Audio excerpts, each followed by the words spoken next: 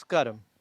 കൊടുങ്ങല്ലൂർ വാഴുന്ന ദേവിയുടെ ചൈതന്യം കുടപ്പുറത്തേറി വന്ന ഒരു ക്ഷേത്ര സന്നിധിയിലാണ് നമ്മളിന്ന് നിൽക്കുന്നത്. മറ്റെവിടെയുമല്ല, മണർകാട് ദേവീ ക്ഷേത്ര സന്നിധിയിൽ. കേരളത്തിലെ തന്നെ 64 കാവുകളിൽ 28ാമത്തെ കാവായി അറിയപ്പെടുന്ന മണർകാട് ദേവീ ക്ഷേത്ര സന്നിധിയിൽ ആണ് നമ്മളിന്ന് നിൽക്കുന്നത്.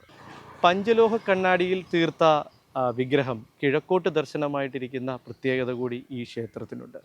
തൊട്ടടുത്ത് തന്നെ സുബ്രഹ്മണ്യ സ്വാമി ക്ഷേത്രവും അതുപോലെ തന്നെ ശാസ്താക്ഷേത്രവും കുടികൊള്ളുന്നു. കൂടാതെ കരിങ്കാളി, കള്ളിയങ്കാട്ട് നീലി, വെളിച്ചപ്പാട്, അതുപോലെ സർപ്പങ്ങൾ ഇവ എല്ലാം ഈ ക്ഷേത്രഭൂമിയിൽ കുടികൊള്ളുന്നു. എല്ലാ മതസ്ഥർക്കും ഒരേപോലെ അഭയസ്ഥാനമാണ് ഈ ക്ഷേത്രം.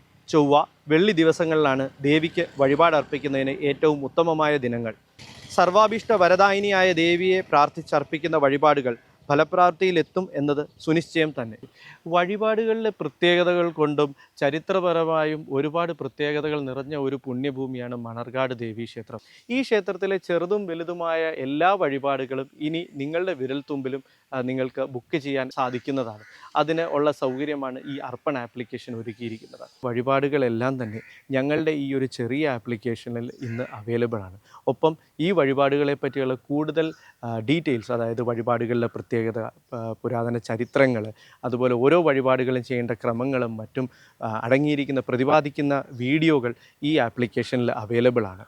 നിങ്ങൾക്കെല്ലാവർക്കും ഈ ആപ്ലിക്കേഷൻ പ്ലേ സ്റ്റോറിൽ നിന്നോ ആപ്പ് സ്റ്റോറിൽ നിന്നോ ഡൗൺലോഡ് ചെയ്യുകയും അതുമാത്രമല്ല www.arpan.com എന്ന വെബ്സൈറ്റിൽ അവൈലബിളുമാണ്. നിങ്ങളെല്ലാവരും തന്നെ ഈ ഒരു സൗകര്യം പരമാവധി ഉപയോഗിക്കണമെന്നും ദൂരദേശത്തിരിക്കുന്നവർക്ക് പോലും ക്ഷേത്രത്തിൽ നടക്കുന്ന കാര്യങ്ങളെപ്പറ്റിയുള്ള നോട്ടിഫിക്കേഷൻസ് അല്ലെങ്കിൽ അറിയിപ്പുകൾ ലഭിക്കുന്നതിന് ഈ പ്ലാറ്റ്ഫോം ഉപയോഗിക്കുകയും ചെയ്യാവുന്നതാണ്.